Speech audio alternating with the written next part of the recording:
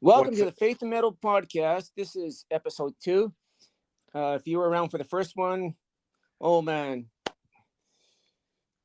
pity on you. I'm sorry about the first episode. But if hey, you oh, go ahead, Chris. Oh, yeah, if this you is your host, Aaron Hancock, Chris, and and this is this is Aaron. This is the Metal Faith podcast. We're off to a slow start here, but that's nothing, nothing new for us. nope. Hey, and if sorry, go ahead. We just talk about music and faith, and if there's anything else in between. Definitely, yes. And hey, you know what? We had one listener to last week's podcast. That wasn't your dad, was Woohoo! it, Chris? I don't I don't think it was my dad. No, no, All no. right. So one listener, welcome back. We hope you invite your friends, and we'll have a few more. Actually, as far as this week, we do have a little bit. I do have a little bit of news to bring up. Oh, If there's any news going on in the Christian metal scene or whatever, um, I'll introduce it. I'll bring it up. Earlier this month, Michael Sweeter went in for surgery. He had oh, he had cancer on his thyroid. right. I heard It's about that. Yeah, so can't remember the exact date now. I think it was about the 15th, somewhere around the middle of the month. By all counts, from what I heard and read, I think it went well. I think he's doing good, and despite the surgery, he plans on hopefully February recovering enough to start singing again, so that he can record the next Striper album Right on. and stuff. He said, yeah, like himself and Striper is got a busy year coming up in the year 2024.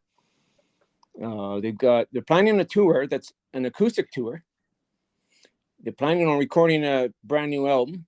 I think they've got most stuff written for it, and then going out on a second tour to support that album. Wow. And I think he's got some more side projects planned as well. Um, for those of you who might listen to the official Striper podcast, the 5317, no, sorry, 535. I don't know where I got that other name from, but anyways, the 535 there, December's podcast there, the host was talking to all the members separately in the interview, and Michael Sweet there says he doesn't have any downtime coming up in the in year 2024. It's nothing but work, work, work. Yeah, that's all right. Anyways, so that's Striper news. One of the Facebook groups. Here's something that's interesting too. With this being the year end, and we're recording on Boxing Day. I tell you, it was a busy day for me. We were out shopping with the family, and Yeah, how'd oh, that by the go? way, Did you oh buy wait, did you buy a big TV? actually we did, but we needed one. We have Oh, one that's the picture slowly failing on us.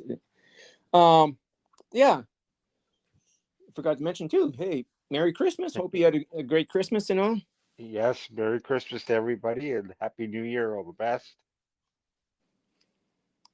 And yes, so with this being the year end, a lot of people are getting lists out, the best of 2023 and what to look forward to and all that. One of the Facebook groups, Christian Rock / Metal, had a poll going, and it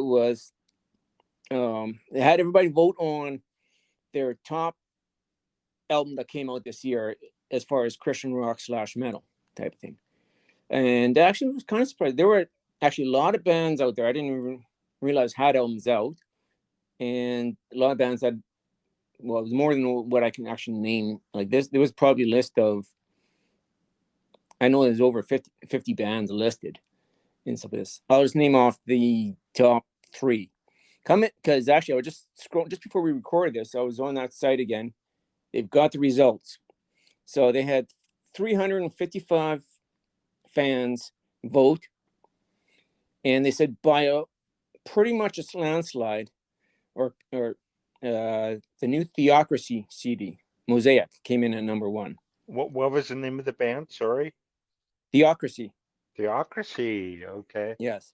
Their band I know actually, and when I was compiling the list of bands to mention, because like I said, I think they had well over 50, probably more than that, probably was 60 to 100. I didn't even count all the entries that they had in. It was way more than I was going to mention here on the air. What I did though was make a quick list of bands that I've heard of, bands I listen to, and bands I sort of know, and say, here's the highlights of that list, knowing I was going to leave out probably some favorites of people out there listening. I know some of the bands that people talk about all the time, and there's just too many out there. I don't even know all of them that well. But anyways, yeah, so Theocracy actually is one I know. I've got a couple of their CDs. I've heard Mosaic. It's pretty good. For those who are fans of Theocracy, it's more the same. Hard, fast, melodic, speed metal type of thing. Some of the riffs, although the production-wise is different, so I wouldn't say they're copying or imitating, but some of the riffs sound very Metallica-like. And what was it? They also had not only #1 album, I guess they were voting in #1 song or favorite song as well, and came in with the #1 song off that record called Red Sea. I believe that's the one that was voted as #1. Anyways, in #2, the band Disciple Yes. with their one from this past year, Skeleton Psalms. And stuff. I'm not sure if you've heard that one. I know Disciple's band that you listen to. Yes, they are pretty cool. They rock in concerts and their message is right on cue and they have good writers. Not sure about their new stuff. I don't think I have their new stuff. I I might. And then another one that I've heard just a little bit. Coming in #3, a band called War of Ages with Dominion. This War is of an album. Ages. This is a heavy band. And I'm not saying that they're copying or they're imitating any other band out there, but these guys are borderline thrash metal. Well, I don't know what you call them, but very Slayer-esque type sound, put it that way. And stuff like this. Actually, and Dominion was I believe, was almost like a concept record, all about revelations and stuff like that. Yes. What else we got in here? And then I guess we're going in no particular order. Actually, wait, where are we here? Oh, coming in at #11. Actually, coming in at #10. Sorry, Witch Hazel. They're a band I've heard a few times. Haven't heard the latest one called For Sacrament. I'm assuming it's the fourth record then from the band. They've got kind of like a 70s vibe. I've heard a couple of their stuff. It's not bad. I wouldn't put them high on my list, but I know there's a lot of people out there that think they're really good and really like them.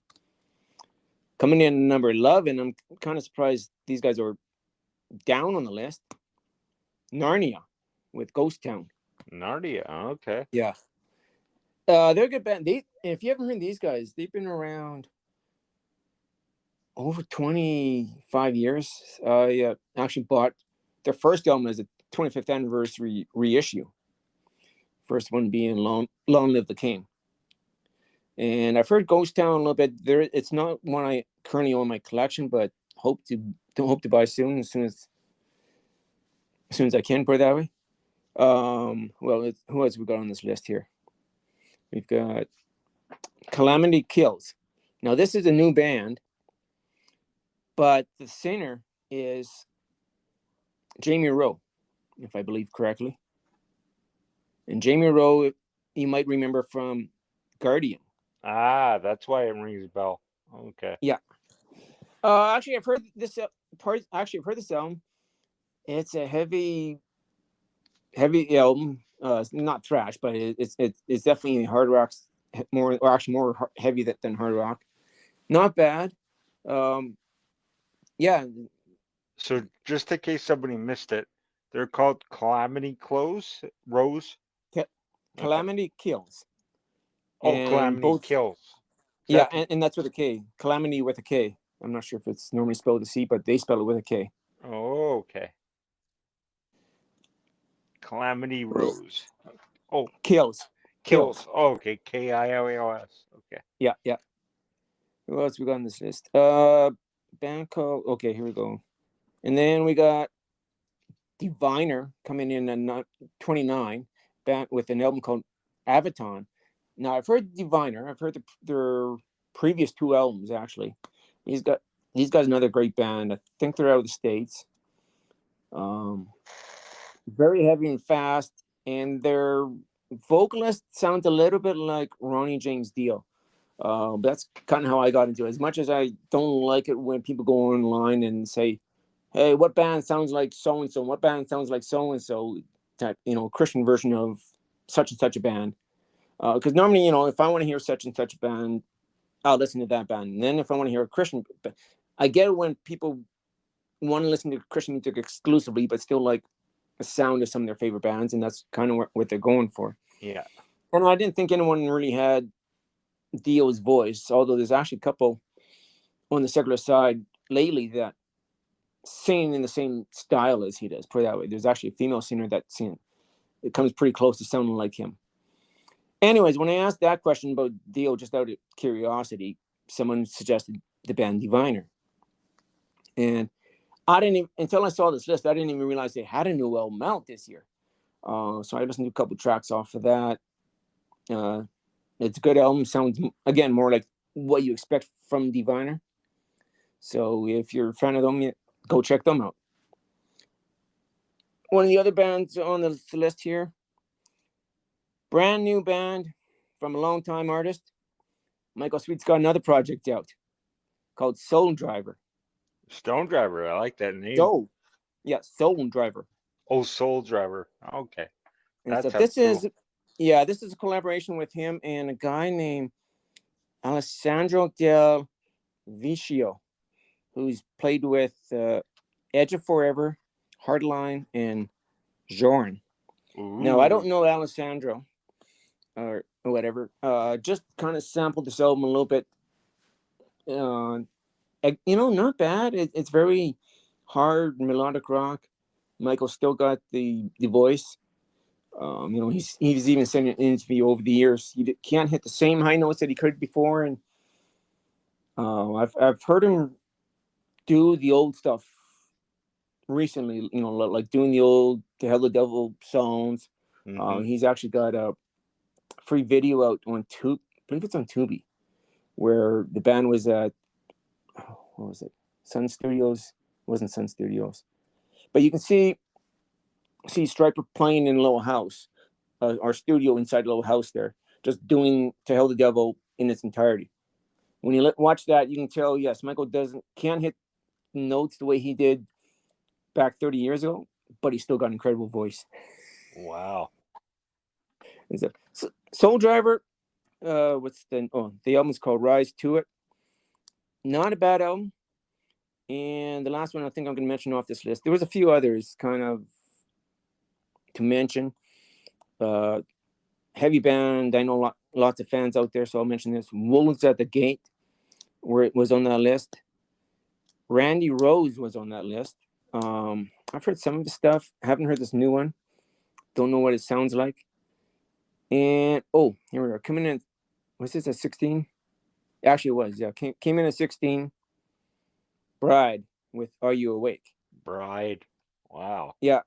Yeah, and this last one I've heard, I think once or twice.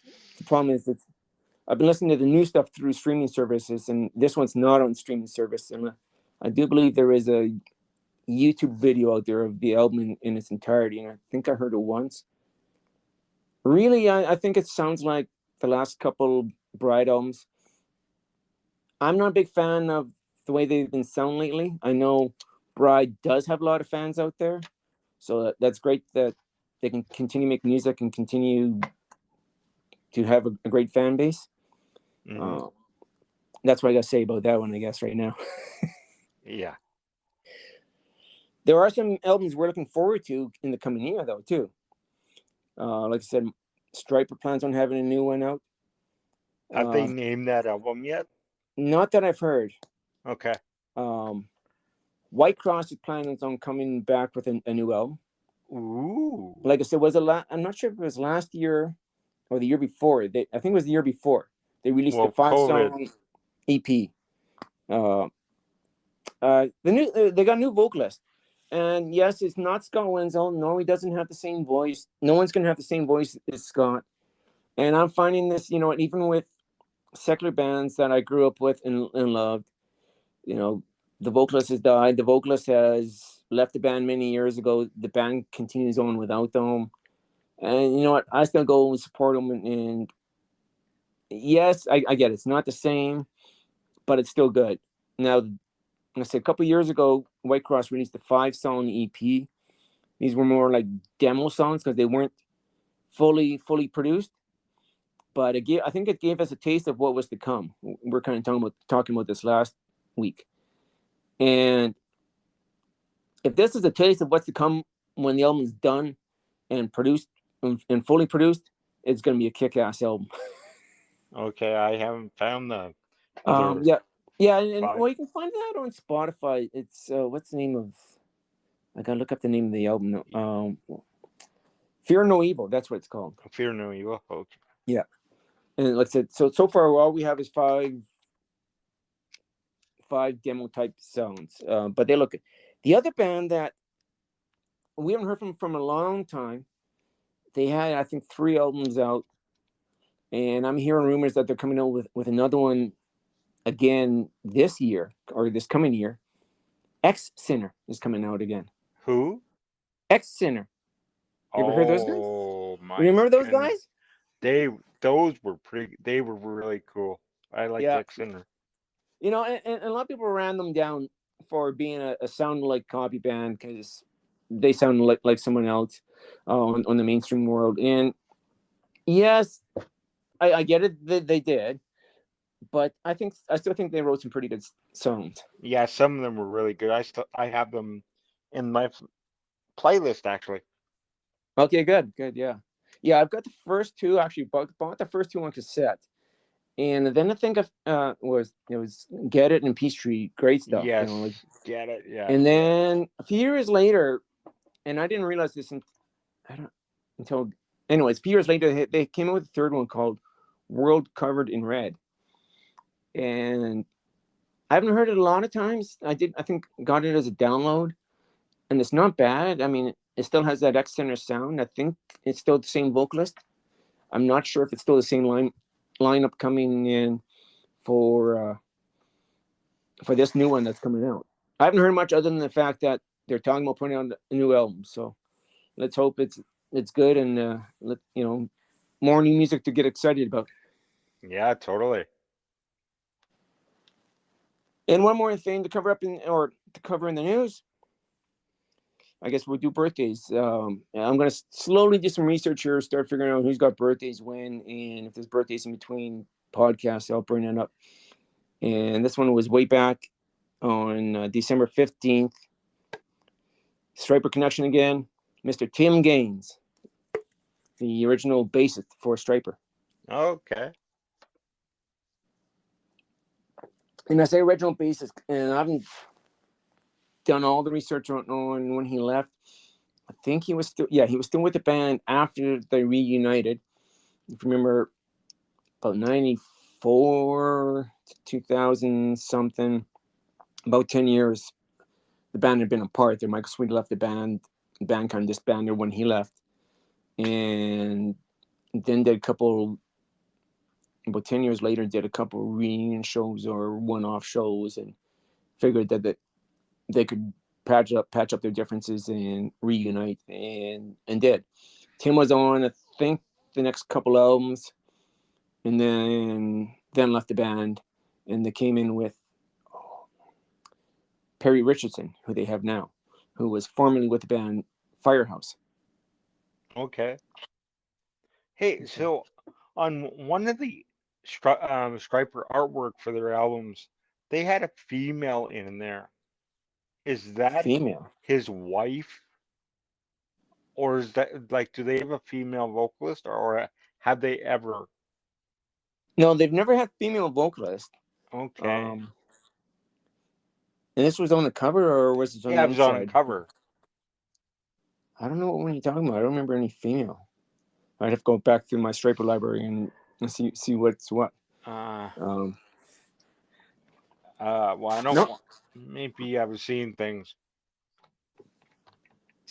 yeah, I don't know. I don't know what else. If you told me a couple songs off there, I might remember. Anyways, I'll um, look later and see. right. But yeah, So you had a good Christmas, you were saying? yeah, Christmas was good. It was quiet. Hung out with family, and that was really made me happy. So hung out with them yesterday for a couple hours and had some kids steal my hat, and yeah. So it was all right. How about you? You know, well, mine was good. The wife usually goes overboard and fulfills most or my entire wish list. Although she said she was not going to order anything. Actually, which she doesn't. She's not, because she says, well, if she orders anything off Amazon, because we share an Amazon account, I could look and see what she ordered, which I said, hey, I wouldn't do, but you should. And she says, well, yeah, but you still get email notifications knowing something was ordered. And by the time we had money, it was too late to send away for anything, anyways. Yeah, However, that does bring up kind of a interesting story, because before Christmas, and this was quite a few weeks before Christmas, probably about 2 months before, I was looking at Striper's website there, and at the merchandise section of the website, which is handled by Port Merch. And anyways, they had a bit of a sale going on a lot of their t-shirts, or in a lot of their clothing, anyways. And sure. I thought I would order one of their t-shirts, and I was debating about it because we're in Canada. There's the exchange rate from our dollars to the US dollars, plus it was shipping, and I thought, well, it might be a little pricey. And she said, you know what, just go ahead and order the shirt. She says, but even knowing that it's coming, even knowing that I'm ordering it, she says when it comes, she's still gonna wrap it up for me for Christmas. Yeah. I says okay, no problem. So the shirt comes. I see the label on the package, and I just kind of tossed it to her. Says, well, here's the shirt. You can go ahead and wrap it up if you want. She didn't open the package, and even if she did, she didn't know what shirt I had said I ordered, type of thing, right? Okay. Uh, she just knew I ordered a shirt. What I was looking at was the shirt from promoting the last album, The Final Battle, and there's this great design on there. It's got the Striper logo, and underneath the logo said The Final Battle. That's the shirt I wanted. Actually, I had to even order it twice, because the first time they refunded my money, saying I had to cancel the order because the size I ordered was out. So I thought, well, I can move up a size, and if it's a little big, it's a little big. And then I was all excited when I saw the order got shipped, going, okay, good. My shirt's on the way. It comes here. I didn't look at it until Christmas Day when I opened up my present. They sent the wrong shirt. Oh no. They sent one with even the devil believes design on it. It's got this big cross and the devil kneeling down at the cross. And I'm going, oh, that's nice, but that's not what I ordered. Not what So you this ordered. morning, so this morning I sent them off an email, and with it being Boxing Day, I haven't got reply yet. I'm sure they'll take care of it, and it just means I gotta wait longer for my shirt. That's funny. That's funny. Isn't it funny how the older we get, when we go, I don't know if this happened to me this week. I went out with my mom, and we weren't going to be together, so this was our time together. And Okay. so we went shopping and to buy her gift, and that's what happens when you get older and you're an adult. And so um, she buys my movie, and I'm like, well, can I get my movie? And she's like, well, no. Get it Christmas. I'm like, but mom, I'm an adult. And then at the end of the night, while she's helping me get organized to bring my stuff to my place, she slips it in there. Okay. So I'm like, so parents are good. So anyone out there struggling with family, just relax. Ah, see. Oh yeah. So last week we were talking about that hot metal for the uh, VHS that I had. Remember, we're talking about the old bookstores Yes, the old And yes. that was how you got music. Now it's probably easier to get hold of music nowadays, with the Oh, internet, totally. with streaming services and stuff like this. um back in yeah, back in the old days, like I said, they weren't promoted as much. I think might get promoted more now if you're in the right internet community. Back then, they weren't. The only way you found out about stuff was going to bookstores that sold this stuff and trying it out.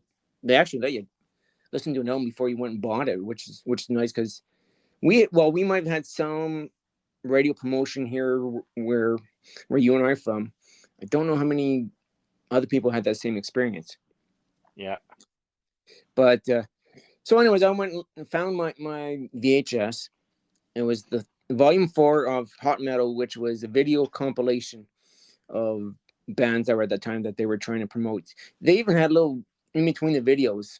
They even had little testimonies from the band talking about their faith Yes. and stuff Yes, I like this. remember those. Right. So here's the song list on there: "Living for My Lord" from Ken Tamplin, "Cover Me" from Angelica. Oh, That was a good song, eh? yes. "Weapons of Warfare," Deliverance. Mm-hmm. "Lasting Love," Ransom. Fast in love. I used to have a crush on her. I wish I would know.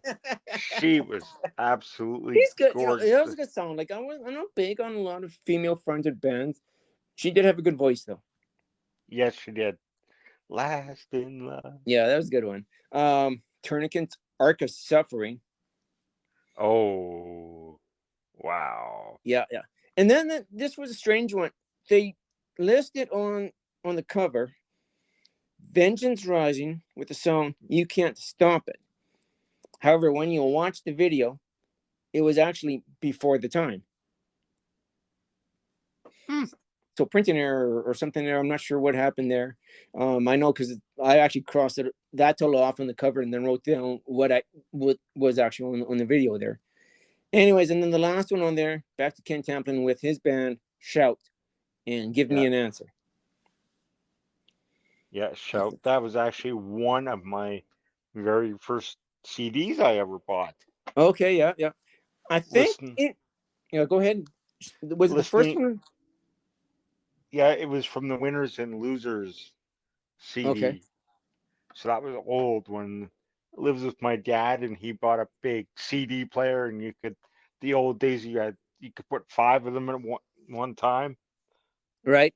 Okay, And yeah, yeah. I still got one of those. I've got a DVD player like that, but plays the CDs as well, type of thing. yeah, I still do too. And I remember, I mean, we'll have to dedicate one episode to Ken Tamplin because his history in Christian rock Oh is, yeah. I mean, he's pretty much one of the grandfathers of it. I mean, he Well, wrote, if you want to talk grandfathers, then we got to talk about Larry Norman. yes, yes, and Keith Green, and yeah, Yeah, yeah. old, yeah. I don't know a lot about Keith Green. I think I did hear an interview or a story talking about Keith Green's conversion. Yes, And I think I've seen that 20 years ago. well, Yeah. no, there was one that came out. It was on the podcast. Either Oh, they were talking to him personally or talking to someone that knew him and was talking about about his story, type of thing. It was yeah, he had an interesting story. I know a little bit about Larry Norman. If we're going to talk about him, I might have to do a little more research. I know two songs of his. Um, what was it? "Why Should the Devil Have All the Good Music" and "The Rock That Makes Me Roll." You know those? yeah. Who? Sorry? Sorry, Larry Norman. Larry "Why Should the Norman? Devil Have All the Good Music" Yes, yes, that's right. I think I've and heard that song once or twice. okay, yeah, yeah, yeah, and "The Rock That Makes Me Roll" or "The Rock That Doesn't." He's the rock that doesn't roll, something like that. It's been a long time Yeah, since I heard that one. mm, yes. Yeah, yeah, yeah. That's The old. rock that doesn't roll. That's what it is. Yeah. Now I That's had the right. tune playing in my head. Yeah, old days. Yeah. That almost brings Do you remember? Did you ever like Carmen? Some of his stuff. I wouldn't say I was a big Carmen fan. Uh, and nothing wrong. He had just a different style. I wasn't into Yeah. his sound, his style a whole lot. But he was good at what he did. I know actually was Carmen. I believe it was Carmen. I was listening to one of the other podcasts, and they did a Halloween episode. They wanted Christian rock metal Halloween type songs, but I think they wanted to stay away from the obvious ones. Although a couple of them did bring up a couple of the obvious ones. And when you talking that, there's what is it? Pride's got a great one. All Hallows Eve. There's Holy Soldier also has one called Hallows Eve as well, which isn't about Halloween so much, but of the end days. But then they brought up, and I believe it was Carmen with was it Witch's Invitation or something like that? Yes. Oh, I remember that actually. I think I was friends with someone who knew that one quite well, and played that a few times. yeah. And I mean, the champion. There's. Oh yeah, he was pretty good, and unfortunately, he died from uh throat cancer. What, 15, 16 years ago? Oh wow, yeah, I never heard what the cause was, but okay. Yeah, that at least that's what I read. So that's yeah. So he was, and he has some good heavier, not fully rock like what we're talking about, but I mean, great God, just the intro for that song. Oh, it's Right. well Okay. done. The guitars, the drums. Um, yeah, Yeah, like I'm finding out there's lots of bands. Well, and there's a lot of older bands that I don't even know that well. Um, you hmm know, I know them by name, but I don't know their their music or even their. Well, I was thinking of what's his name, DeGarmo and Key. Who were great yes. producers. Great produced. And was a Ken. What's his first name? And it was DeGarmo. There was a producer as well, right? And I'm sure he's produced something that's probably half the stuff that's in my music library type of thing. Especially on the Christian side, probably half the Christian stuff I own, I'm sure he produced. Um, I had a problem with DeGramo and Key. I don't think they spent a lot of the good producing, good songwriting. Their studio work sucked. oh, you Like didn't like him? I liked them, but it sounded like when they were in the studio, they didn't really spend a lot of time mixing it well. Like it was like they just wanted to get tracks out, Right. Okay. and nothing wrong with that. Maybe they didn't have enough money or time, right? Because when you're in the studio, the label will give you a deadline, right? Yeah, So they're okay. that's what it was. That's what it was. On the secular side, there was an interview with Tom Warman, who is a producer for a lot of the 80s, 70s, 80s bands, 60s bands on the secular side. If you're into rock, non-Christian rock, you've probably got stuff that he's produced. He's produced stuff by Aerosmith, Motley Crue, Mm. Poison. Was there Kansas in there? Styx. And he's produced. Anyways, but they were asking him what Motley Crue was like, and he worked with Motley Crue on the Shout album, the Theater of Pain, the or the Girls album, and Yes. and what it was because they brought up Theater of Pain. He says if it wasn't for the two singles that came off that Home Sweet Home and the cover of Smoking in the Boys Room there, that album would have flopped. It didn't do anything, but it was saved because of those two songs hmm and stuff. He says, now what happened? And a lot of people don't like that. They think the material wasn't as strong, especially of the previous album. He says, what happened? He says, well, a lot of times it's the stress. You have your whole lifetime to write and record your first album, right? And then you're on the road and you might be supporting, and then band wants another one. So now you only got a couple months to write and record another album. You know, a lot of bands feel pressure, feel stressed. You know, they don't have a backlog of material to work with. Now they got to write brand new stuff, and it's a whole different experience. You know. Yeah, that's exactly it. And they don't have the support system to be able to continue with that same kind of flow that they had in the first album, which Yeah. you really have to have. Really, you look at the great bands like U2 and another favorite band of ours, Bon Jovi. They had the support for years of songwriting with John and Richie in the back, and there's others too behind the scenes Oh yeah. that Well, were yeah, and you're right. It was those two main guys. But even still, when it comes to writing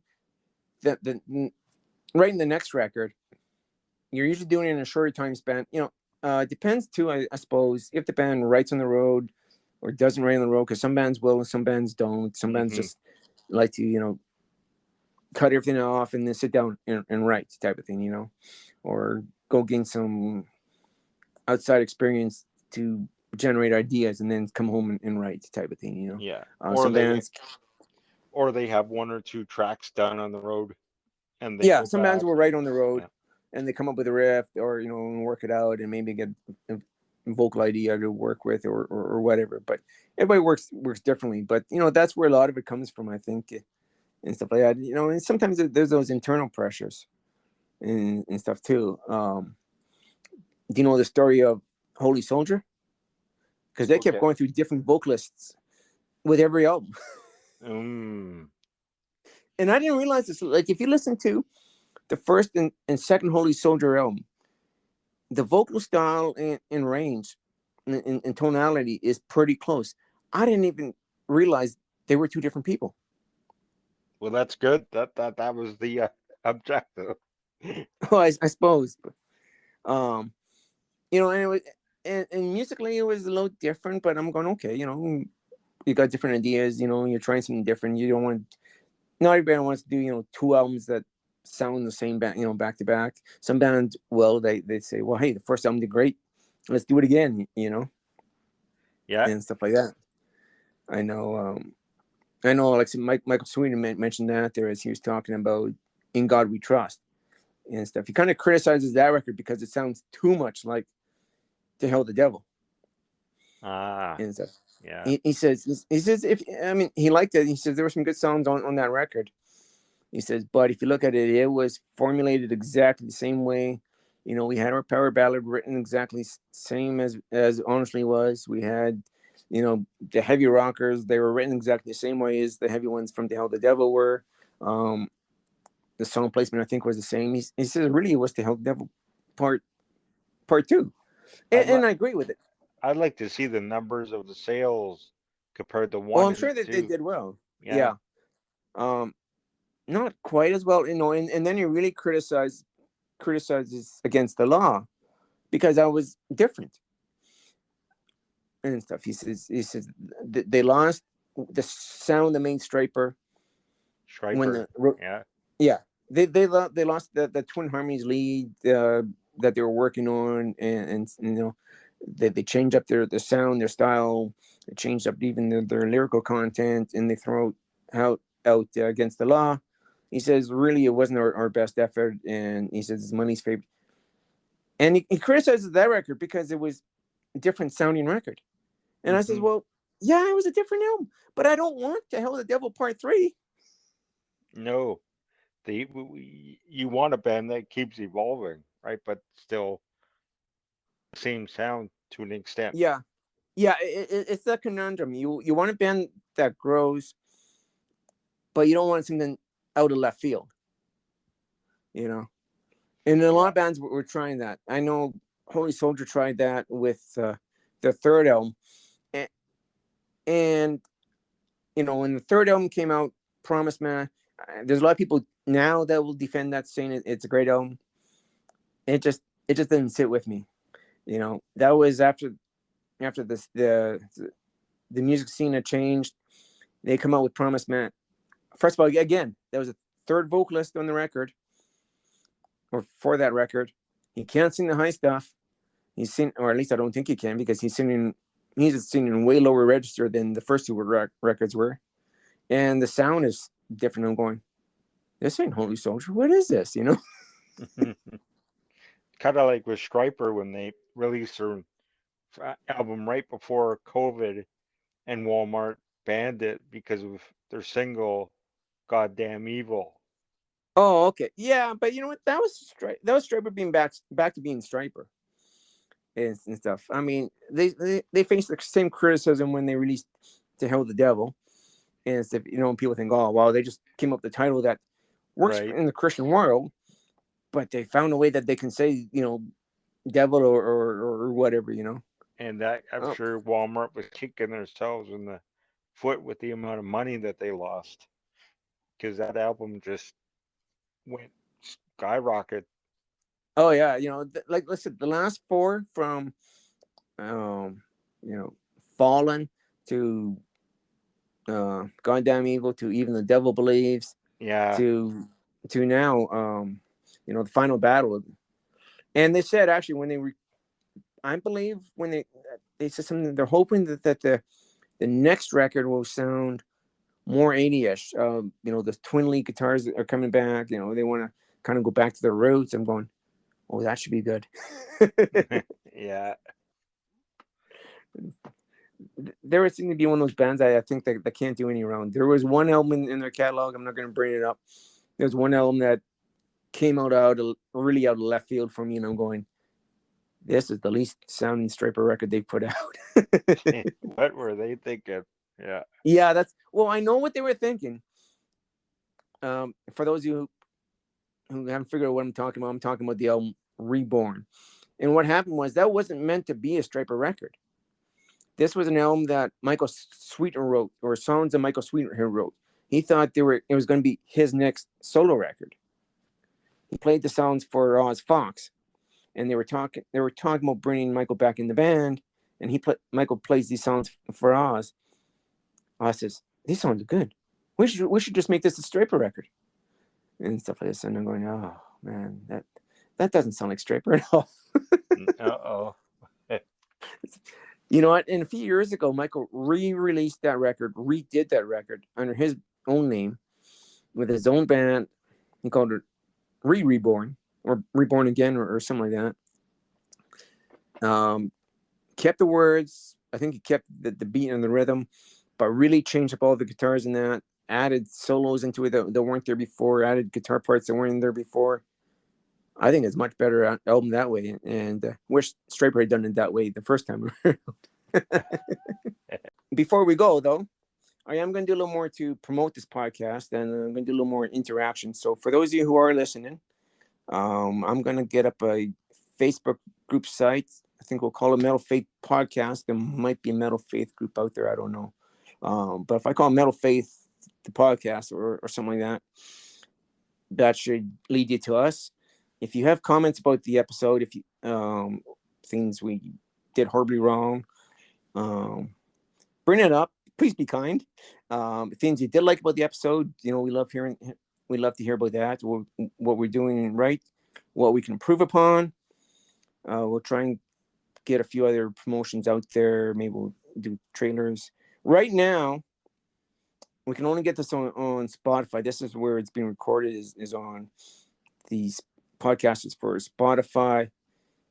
I'm going to actually try and send it out to Apple. If the first episode had a song added at the end of it, so I left it on Spotify, so I don't have to worry about licensing. I think Spotify says I can use songs. What was the song? God by Striper. It was, Okay. and what I was going to do was I was going to maybe add a song or two each episode, ones that we were talking about, and throw it in. Just I think for the beginning, like we talked at the beginning, which is going to be edited off.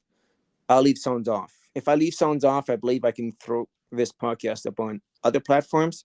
So we're just starting out. We're kind of figuring out how this goes.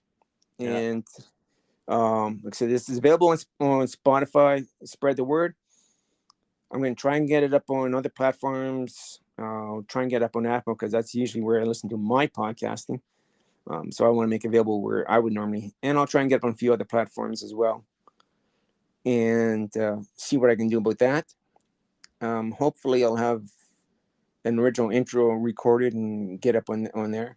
I'm going to try and do that for this podcast. It may be there, may not be there. Hopefully, in the coming episodes, it will be there. So that's what I got to say about that. That sounds good.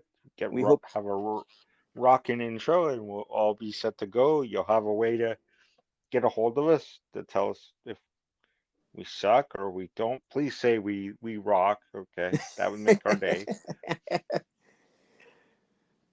All right. Well, we'll talk to you later. Okay, see you later. God bless. Bye.